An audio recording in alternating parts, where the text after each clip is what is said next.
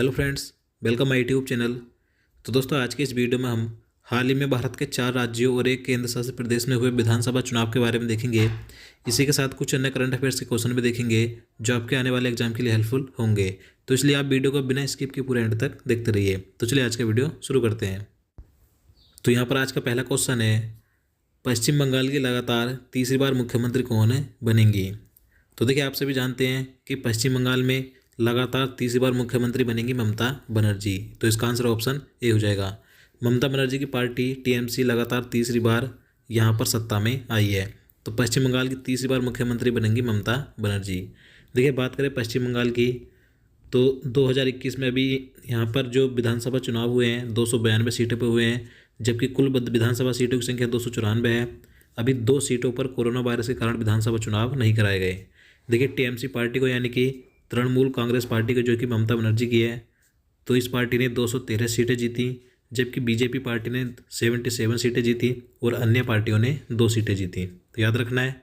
चलिए next question है, 2021 में तमिलनाडु के नए मुख्यमंत्री कौन बनेंगे। तो देखिए, तमिलनाडु राज्य में डीएमके पार्टी की नई सरकार आई है। तो यहाँ पर तमिलनाडु के नए मुख्यमंत्री बनेंगे एमके स्टालिन। तो इसका आंसर ऑप्शन बी हो जाएगा।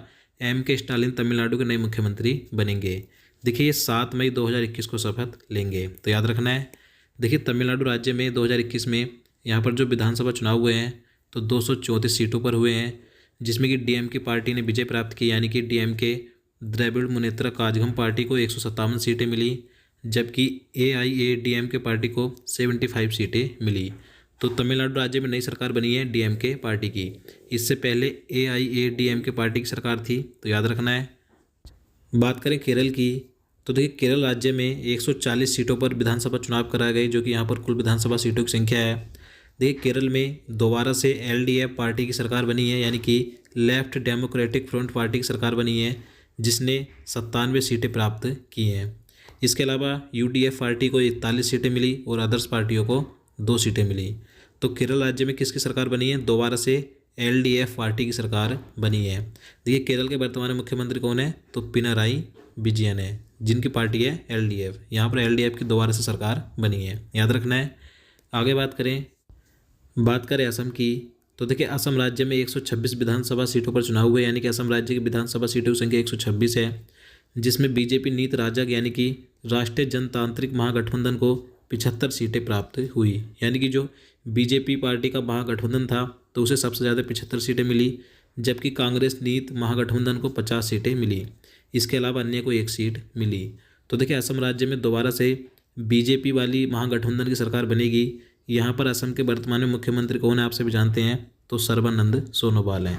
तो सर्बानंद सोनोवाल ही असम के मुख्यमंत्री दोबारा से बन सकते हैं, क्योंकि यहाँ दोबारा से बीजेपी गठबंधन वाली सरकार बनी है। चलिए आगे बात करें पुद्दुचेरी। तो देखिए, आप सभी जानते हैं पुद्दुचेरी एक भारत का केंद्र शासित प्रदेश है, जहाँ पर 30 सीटों पर विधानसभा चुनाव कराए गए, जिसमें एआईएनआरसी पार्टी ने 10 सीटें जीती, बीजेपी ने 6 सीटें जीती। तो यहाँ पर इन दोनों पार्टियों का गठबंधन था। तो यहाँ पर अब नई सरकार बीजेपी गठबंधन वाली सरकार बनेगी। तो याद रखना है। और देखिए, डीएमके पार्टी ने 6 सीटें जीती और कांग्रेस ने 2 सीटें जीती। यहाँ पर इन दोनों पार्टियों का गठबंधन था, जबकि अन्य को 6 सीटें मिली। तो याद रखना है कि पुद्दुचेरी में नई सरकार बनेगी, बीजेपी गठबंधन वाली सरकार। अभी देखिए, मुख्यमंत्री बनना तय नहीं हुआ है कि कौन बनेगा। जैसे ही होगा मैं आपको अपडेट करा दूंगा। तो आप चैनल के साथ जुड़े रहिए, चैनल को सब्सक्राइब कर लीजिए। चलिए नेक्स्ट क्वेश्चन देखते हैं। अब देखिए, कुछ करंट अफेयर से क्वेश्चन देख लेते हैं। तो क्वेश्चन नंबर 3 है, प्रधानमंत्री नरेंद्र मोदी जी ने पीएम केयर फंड के तहत कितने पोर्टेबल ऑक्सीजन कंसनट्रेटर्स की खरीद की मंजूरी दी है। तो इसका आंसर ऑप्शन भी हो जाएगा 1 लाख। तो देखिए, पीएम केयर फंड के तहत 1 लाख पोर्टेबल ऑक्सीजन कंसनट्रेटर्स खरीदे जाएंगे, याद रखना है। देखिए, बात करें पीएम केयर फंड की, तो देखिए, पीएम केयर फंड की स्थापना प्रधानमंत्री नरेंद्र मोदी जी द्वारा 28 मार्च 2020 को की गई थी। इसकी स्थापना के पीछे मुख्य उद्देश्य भारत में कोविड-19 महामारी से निपटने के लिए वित्त की व्यवस्था करना था, यानी कि पैसे की व्यवस्था करना था। देखिए, पीएम केयर फंड का पूर्ण रूप प्रधानमंत्री की नागरिक सहायता और आपातकालीन स्थिति निधि में राहत है। तो याद रखना है। चलिए नेक्स्ट क्वेश्चन देखते हैं। चांडलर गुड गवर्नमेंट इंडेक्स यानी कि CGGI 2021 में भारत की रैंक क्या है। तो इसका आंसर ऑप्शन डी हो जाएगा 49। तो देखिए, चांडलर गुड गवर्नमेंट इंडेक्स 2021 में भारत 104 देशों में से 49वें स्थान पर है, जबकि प्रथम स्थान पर है फिनलैंड। याद रखना है। और देखिए यह सूचकांक 104 देशों के सरकारी क्षमताओं और परिणामों को वर्गीकृत करता है। तो याद रखना है कि इस इंडेक्स में भारत 49वें स्थान पर है। चलिए नेक्स्ट क्वेश्चन है, निम्न में से किसे सीमा सड़क संगठन यानी कि BRO की पहली महिला कमांडिंग अधिकारी नियुक्त किया गया है? तो देखिए महत्वपूर्ण प्रश्न है, तो इसका आंसर ऑप्शन ए हो जाएगा वैशाली हिबासे को। तो देखिए वैशाली हिबासे सीमा सड़क संगठन की पहली महिला कमांडिंग अधिकारी नियुक्त की गई हैं। तो इनका नाम महत्वपूर्ण हो जाता है, याद रखना है। देखिए बात करें सीमा सड़क संगठन की, तो देखिए इसकी स्थापना पंडित जवाहरलाल नेहरू जी ने 7 मई 1960 को की थी और इसका मुख्यालय नई दिल्ली में स्थित है। याद रखना है। नेक्स्ट क्वेश्चन है, निम्न में से कौन सा खिलाड़ी IPL में 50 अर्धशतक लगाने वाले पहले बल्लेबाज बन गए हैं? तो इसका आंसर ऑप्शन सी हो जाएगा डेविड वार्नर। तो देखिए डेविड वार्नर ये सनराइजर्स हैदराबाद के कप्तान हैं, जो कि IPL में 50 अर्धशतक लगाने वाले पहले बल्लेबाज बन गए हैं। तो याद रखना है। चलिए नेक्स्ट क्वेश्चन है, क्वेश्चन नंबर 7 है, भारतीय रिजर्व बैंक यानी कि RBI ने बैंकों के CEO एवं MD के कार्यकाल को कितने वर्ष तक सीमित करने की घोषणा की है? तो इसका आंसर ऑप्शन डी हो जाएगा 15 वर्ष। तो देखिए RBI ने बैंकों के MD और CEO का अधिकतम कार्यकाल 15 वर्ष तय किया है। 15 वर्ष तक ही वह अपने पदों पर रह सकते हैं, इससे अधिक नहीं रह सकते, यानी कि अधिकतम जो कार्यकाल है वह 15 वर्षों तक ही रहेगा। इसके अलावा बैंक के प्रमोटर या प्रमुख शेयर धारक 12 साल से ज़्यादा नहीं रह सकते। तो याद रखना है।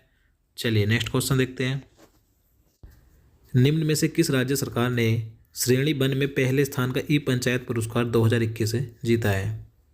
तो इसका आंसर ऑप्शन बी हो जाएगा उत्तर प्रदेश राज्य सरकार ने। तो देखिए उत्तर प्रदेश राज्य सरकार ने प्रथम श्रेणी में यानी कि पहली श्रेणी में पहले स्थान का पंचायत पुरस्कार 2021 जीता है। तो याद रखना है। और देखिए उत्तर प्रदेश के मुख्यमंत्री कौन है, आप सभी जानते हैं, योगी आदित्यनाथ हैं, और राज्यपाल आनंदीबेन पटेल। चलिए अगला क्वेश्चन है, दुनिया के सबसे शक्तिशाली मौसम जलवायु परिवर्तन पूर्वानुमान सुपर कंप्यूटर के निर्माण की योजना किस राष्ट्र की है? तो इसका आंसर ऑप्शन सी हो जाएगा ब्रिटेन की। तो देखिए ब्रिटेन ने योजना बनाई है कि वह दुनिया का सबसे शक्तिशाली मौसम जलवायु परिवर्तन पूर्वानुमान सुपर कंप्यूटर का निर्माण करेगा। देखिए इसके लिए ब्रिटेन सरकार 1.2 बिलियन पाउंड निवेश करेगी। तो याद रखना है। चलिए नेक्स्ट क्वेश्चन है, क्वेश्चन नंबर 10 है, चीन के पहले मार्स रोवर का क्या नाम है? तो देखिए चीन के पहले मार्स रोवर यानी कि मंगल रोवर का नाम क्या है? तो जुरोंग है। तो इसका आंसर ऑप्शन बी हो जाएगा। और देखिए आप सभी को ध्यान होगा कि चीन ने 23 जुलाई 2020 को तियानबेन वन मंगल मिशन लॉन्च किया था। चलिए आगे देखते हैं, बार्सिलोना ओपन क्ले कोर्ट में किस खिलाड़ी ने अपने करियर का 12वां बार्सिलोना ओपन खिताब जीता है? तो इसका आंसर ऑप्शन सी हो जाएगा राफेल नडाल ने। देखिए राफेल नडाल ये स्पेन देश के हैं। तो इन्होंने जो बार्सिलोना ओपन यहाँ पर टेनिस की प्रतियोगिता है, तो बार्सिलोना ओपन 2021 का खिताब राफेल नडाल ने जीता है और ये इनके करियर का 12वां बार्सिलोना ओपन खिताब है। अब देखिए इन्होंने किसे हराकर जीता है, तो इन्होंने हराया है ग्रीक के स्टीफानोस सिपास को। याद रखना है कि बार्सिलोना ओपन 2021 पुरुष एकल का खिताब जीता है राफेल नडाल ने। चलिए नेक्स्ट क्वेश्चन देखते हैं, किस राज्य में सरकार ने अप्रैल 2021 में कोरोना वॉरियर्स योजना शुरू की है? तो देखिए अप्रैल 2021 में कोरोना वॉरियर्स योजना शुरू की गई है मध्य प्रदेश राज्य में। तो इसका आंसर ऑप्शन ए हो जाएगा। देखिए इस योजना के तहत कोरोना ड्यूटी के दौरान मरे स्वास्थ्य कर्मचारियों के परिवार के सदस्यों की जिम्मेदारी सरकार लेगी और उनके परिवारों को सरकार 50 लाख रुपए का मानदेय भी देगी। तो याद रखना है कि कोरोना वॉरियर्स योजना किस राज्य ने शुरू की है? मध्य प्रदेश राज्य ने। मध्य प्रदेश के मुख्यमंत्री कौन है? तो शिवराज सिंह चौहान है। तो दोस्तों आज के लिए इतना ही। उम्मीद करता हूँ आपको वीडियो पसंद आया होगा। अगर आपको वीडियो अच्छा लगा हो, आपके लिए हेल्पफुल हो, तो प्लीज़ वीडियो को लाइक और शेयर करना, साथ ही चैनल को भी सब्सक्राइब कर लेना। और दोस्तों अगर आप किसी भी टॉपिक पर वीडियो चाहते हैं तो आप नीचे कमेंट बॉक्स में बता सकते हैं। और यहाँ पर आपको लास्ट में प्लेलिस्ट विजिट करके आप किसी भी टॉपिक पर हमारी चैनल में जाकर वीडियो देख सकते हैं। तो चलिए मिलते हैं नेक्स्ट वीडियो में। जय हिंद, जय भारत।